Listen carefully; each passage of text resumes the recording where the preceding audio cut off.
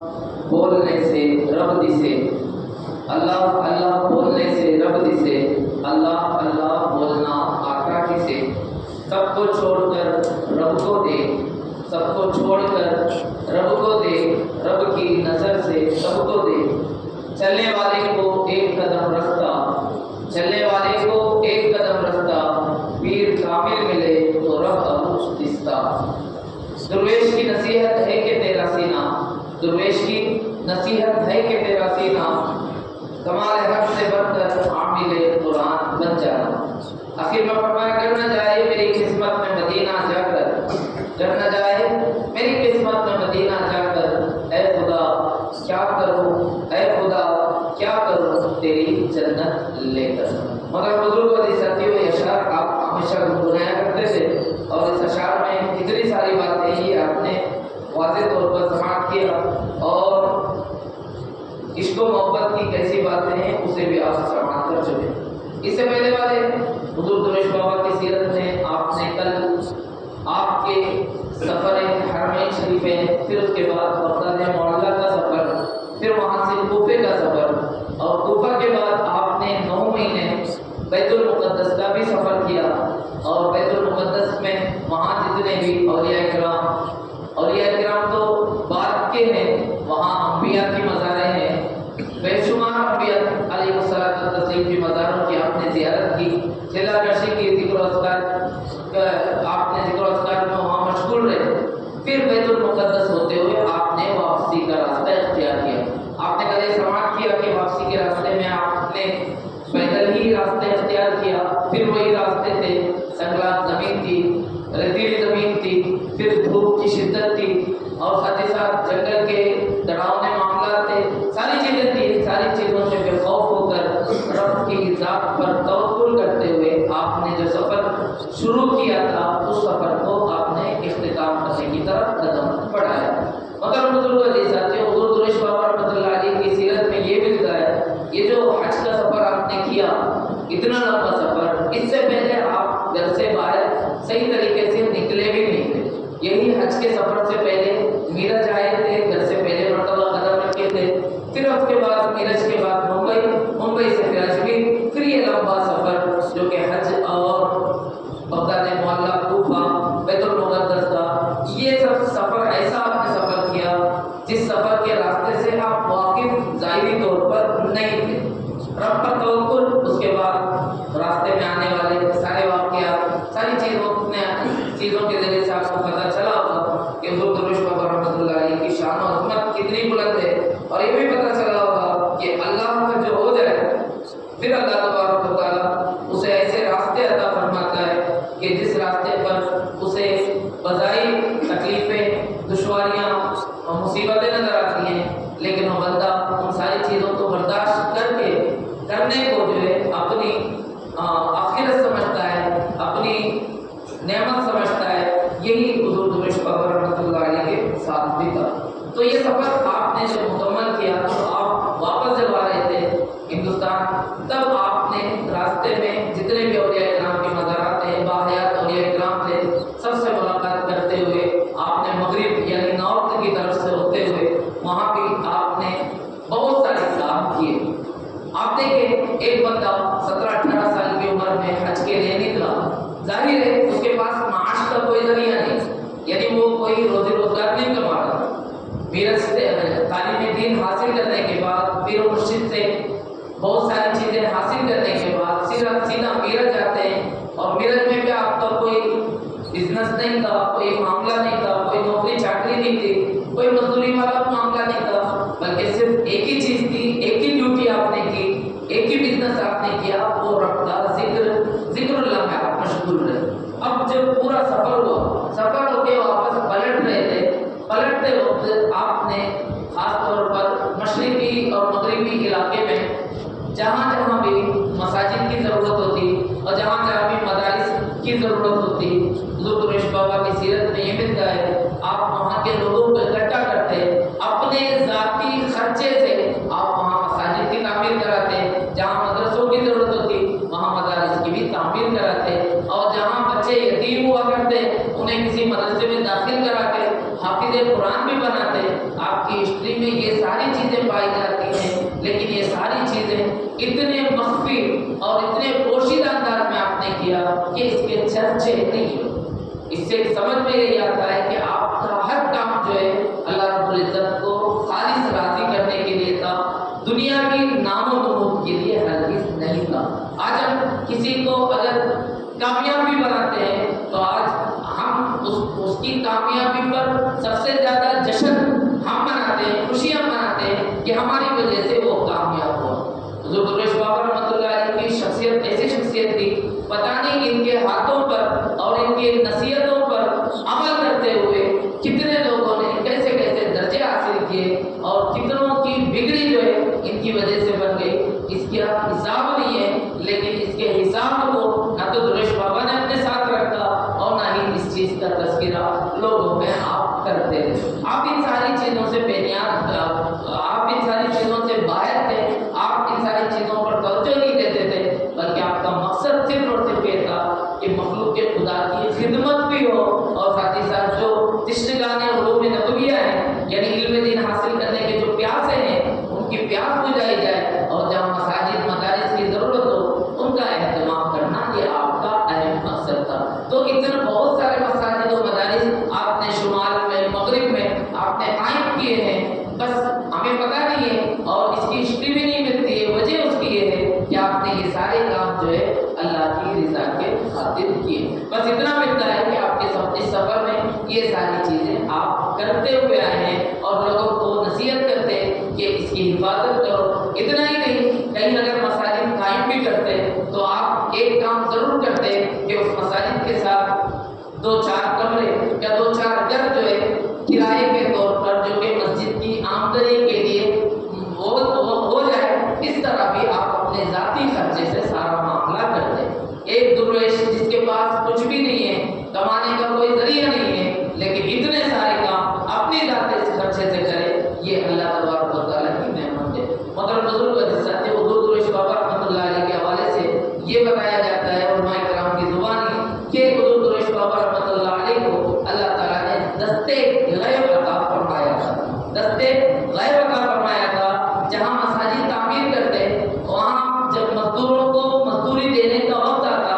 آپ جس بستر پر، جس گدری پر سوئے ہوئے رہتے بیٹھتے، آپ مزدور جب آپ کے پاس آتے، آپ اس بستر کو اٹھا کر وہ مزدور کو جتنا دینا ہے بستر کے نیچے سے نکال کر اسے دے دیا کرتے، اور مزدور کو اس کی مزدوری برابر ملا کرتی، اور مسجد اور مدارس کا کام جو ہے تعمیری کام وہ مکمل ہو جایا کرتا۔ یہ اللہ تبارک و تعالیٰ نے خاص نعمت حضور درویش بابا رحمۃ اللہ علیہ کو عطا فرمایا تھا کہ آپ کو دستے غیب عطا فرمایا تھا کہ کہیں بھی ہاتھ ڈالیں، اللہ تبارک و تعالیٰ نے آپ کو مال و دولت سے اور دیگر ساری چیزوں سے سرفراز عطا فرمایا تھا۔ اللہ ان کے صدقے ہم سب کو کامیاب عطا فرمائے۔ مگر بزرگ عزیز ساتھیوں، آپ کا سفر بہت لمبا تھا اور سفر میں آپ نے بہت ساری مشکلیں بھی جھیلی ہیں اور بہت سارے ایسے معاملات پیش آئے کہ لوگوں کی گستاخیاں تک جھیلنی پڑی، لوگوں نے آپ کے ساتھ بدتمیزیاں بھی کی ہیں، لوگوں نے آپ پر حملہ بھی کیا ہے، گنڈوں کا سامنا بھی آپ کو کرنا پڑا ہے، مگر کبھی بھی آپ نے ان کو بددعائیں نہیں دی، کبھی بھی ان کے تعلق سے آپ نے کوئی غلط بات نہیں کہی، بلکہ جو بھی آپ کو ستایا ہو، پریشان کیا ہو یا راستے میں تکلیفیں حائل کی ہو، اللہ تعالیٰ کی بارگاہ میں آپ نے اس کی ہدایت کے لیے دعا کی، اور وہ موجود ہوتا تو اسے نصیحت کرتے۔ پھر حضور درویش بابا کی نصیحت ایسی ہوا کرتی کہ بندہ ایک بار مل جائے ان سے تو ان کا ہوکر رہ جاتا، لیکن جن کے نصیب میں یہ ساری چیزیں نہیں تھی، جیسا کہ ابو جہل حضور کے سامنے ہی موجود تھا مگر وہ مرتے دم تک ایمان نہ لا سکا، ایسے لوگ بھی موجود تھے جو روزانہ دیکھا کرتے تھے، چہرہ بھی دیکھتے، مگر ان کا چہرہ، ان کے چہرے میں ان کے لیے ہدایت نظر نہیں آتی، اس کی وجہ سے بہت ساری ہدایت بھی نہیں پائی۔ لیکن جو بندہ ایمان والا ہوتا، ایک مرتبہ بھی حضور درویش بابا سے ملاقات کرتا، بار بار ملنے چاہتا، اور ساتھ ہی ساتھ آپ کے در پر بیٹھ کر، آپ کی بارگاہ میں رہ کر خدمت گزاری کا شرف حاصل کرنا اپنا ایک زندگی کا بہترین حصہ سمجھتا۔ مگر بزرگوں کے ساتھیوں، آپ اس طرح سفر کرتے کرتے آپ پھر اجمیر شریف پہنچتے ہیں۔ اجمیر شریف میں آپ حضور خواجہ غریب نواز رحمۃ اللہ علیہ کی بارگاہ میں پھر ذکر و اذکار، چلہ کشی، یہ ساری چیزیں کرتے ہیں۔ آپ ایسے تھے کہ آپ کی زندگی میں، چونکہ درویش کا معنی یہ ہوتا ہے کہ جو نفس پر قابو کیا ہو، جو نفس پر قابو کیا ہوا ہو. حضور درویش پاک رحمۃ اللہ علیہ نفس کو اگر قابو میں رکھنا ہو تو نفس کو گرانا پڑے گا. نفس کو گرانا پڑے گا، جبھی نفس ہمارے قابو میں آئے گا، ہمارے تابع میں آئے گا. اگر ہم نفس کو گراتے نہیں ہیں پھر ہم کہیں گے ہم نے نفس کو قابو میں کر لیا، تو یہ جھوٹی بات ہے.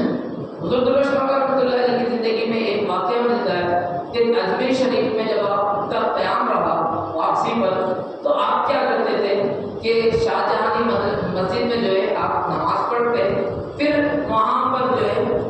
آپ جو ہے جہاں فقراء غربا مانگنے کے لیے بیٹھتے، آپ وہاں پر ایک چادر اوڑھ کر بیٹھ جاتے، مانگنے کے لیے نہیں بلکہ دینے کے. آپ کی پوری زندگی میں مانگنے کا کہیں بھی تذکرہ ملتا ہی نہیں، بلکہ پوری زندگی میں دینے کا ہی معاملہ ملتا ہے. آپ نے ہر کسی کو اٹھا کر دیا ہے، مانگا کبھی بھی کسی سے کچھ بھی نہیں. ان کا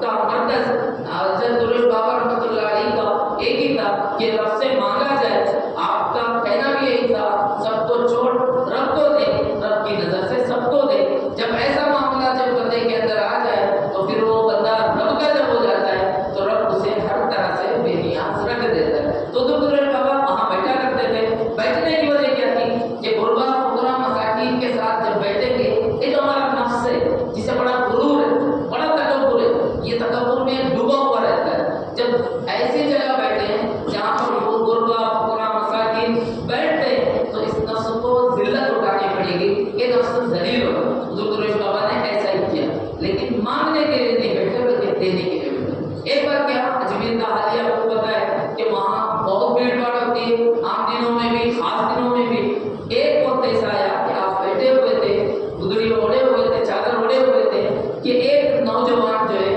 افراتفری کے عالم میں آپ کے پیر کو اس نے کھدر دیا، آپ کے پیر کو روک ڈالا، کھدر دیا، جس سے آپ کو تکلیف بھی ہوئی. آپ کو تکلیف ہونے کے ساتھ ساتھ اس نوجوان نے کہا یہ فقراء غربا مساکین انہیں پتہ نہیں یہی جگہ مل جاتی ہے کہ بیٹھتے ہیں اور زیارت کرنے والوں کو تکلیفیں دیتے. اتنا کہنا تھا نوجوان کی زبانی سے، آپ نے چادر کو اٹھا کر اس نوجوان کی طرف اپنی جلال نگاہ ڈالی تو نوجوان فوراً نابینا ہو گئے، فوراً اس کی آنکھ کی روشنی ختم ہو گئی، فوراً ختم ہو گئی. اب نوجوان پریشان ہوا اور نوجوان کو حقیقت معلوم ہوئی، فوراً قدموں میں گرا اور معافی مانگنے لگا کہ میں آپ کو جانتا نہیں تھا، پہچانتا نہیں تھا، مجھے میری زبان سے یہ باتیں نکل گئی، آپ مجھے معاف کر دیں، اللہ کے واسطے معاف کر دیں. حضور درویش بابا رحمۃ اللہ علیہ نے اسے جب معاف کر دی، معاف کرنے کے بعد اپنا تھوک لعاب نکال کر جو ہے اس کی آنکھ میں لگا دی، جس سے اس کی گئی ہوئی روشنی کو واپس پلٹ کر آ گئی. یہ اجمیر شریف میں حضور درویش بابا رحمۃ اللہ علیہ کی ایک کرامت تھی جو صادر ہوئی. پھر اس کے بعد آپ نے وہ جگہ چھوڑ دی، پھر شاہجہانی مسجد میں آپ نماز پڑھتے، وہیں قیام کرتے، حضور خواجہ علمات رضی اللہ تعالیٰ عنہ کی بارگاہ میں آتے، چلہ کشی کرتے، ذکر و اذکار میں مشغول رہتے. یہ جگہ جو فقراء مساکین کی تھی یہ آپ نے چھوڑ دی، لیکن وہاں بیٹھنے کا مقصد کیا تھا؟ اس نفس کو ذلیل کرنا تھا. نفس کو جب تک ذلیل نہیں کرو گے تب تک نفس ہمارا تابع نہیں ہوگا، ہمارے قابو میں نہیں آئے گا. نفس کو ذلت دیں گے تبھی یہ نفس ہمارے قابو میں آئے گا. آپ اکثر کہا کرتے تھے، آپ کا جو معمول تھا آپ نے بڑا سنا کہ ایک دو لقمہ آپ کھانا تناول کرتے، جو باحیات تھے وہ دیکھے ہوں گے، ایک دو لقمہ آپ کھانا تناول کرتے اور کہتے کیا کہ یہ دو لقمہ تناول کرنے کی وجہ یہ ہے کہ زیادہ کھاؤں گا تو نفس موٹا ہو جائے گا، اور جب نفس موٹا ہو جائے گا پھر رب کی عبادت میں کوئی دلچسپی نہیں ہوگی، یعنی رب کی عبادت نہیں ہو سکتی. آج اس درس سے ہمیں یہ بھی جاننا چاہیے کہ ہمیں اتنا ہی رزق یعنی اتنا ہی غذا دینی چاہیے جتنی غذا ہماری زندگی کے لیے ضروری ہو، ہماری عبادت کی طاقت و قوت کے لیے ہمیں فائدہ مند ہو. ہم جو بھی نعمت آ جائے ہمارے سامنے پورا گھٹ لیں، یہ سوچ کر پورا کھا لیں اور اپنے آپ کو غفلت کے شکار میں ڈال دیں، سستی اور کاہلی کے شکار میں ڈال دیں، یہ مومن کی شان نہیں ہے. حضور درویش بابا کا پیغام یہی ہے کہ زندگی میں انہوں نے جو کر دکھایا وہ یہ تھا کہ اپنے نفس کو انہوں نے کنٹرول کیا، اور اس نفس کو کنٹرول کرنے کی وجہ سے دنیا بھر میں ان کا نام بھی ہوا. آج بھی لوگ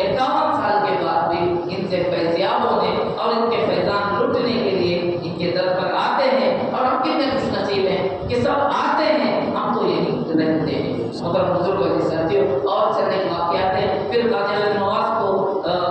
نواز کے دربار سے آپ کو اجازت ملی کہ آپ اپنے وطن لوٹ جائیں، یعنی جہاں سے آئے تھے وہاں لوٹ جائیں، تو پھر اجازت کے بعد آپ میرٹھ کی طرف آ جاتے ہیں، کیونکہ آپ میرٹھ سے ہی نکلے تھے، میرٹھ کی طرف آتے ہیں۔ اب میرٹھ جانے کے بعد کیا کیا معاملات ہوتے ہیں، پھر شیوموگا آنے کے کیا مسائل اور کیا وجہ بنتی ہے، انشاءاللہ اسے بھی آپ سماعت کریں گے۔ اللہ کریم کے بارے میں دعا ہے اللہ تعالیٰ مجھے آپ سب کو حضور درش بابا رحمۃ اللہ علیہ کے فیض و برکات سے مالا مال عطا فرمائے۔ اللہ تعالیٰ ان کے نقش قدم پر چل کر ہمیں سیدھی راہ پر گامزن رہنے کی توفیق عطا فرما۔ یا اللہ ان کی عقیدت و محبت ہمیں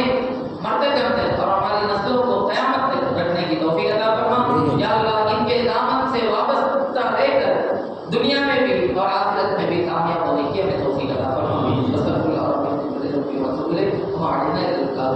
السلام علیکم ورحمۃ اللہ وبرکاتہ۔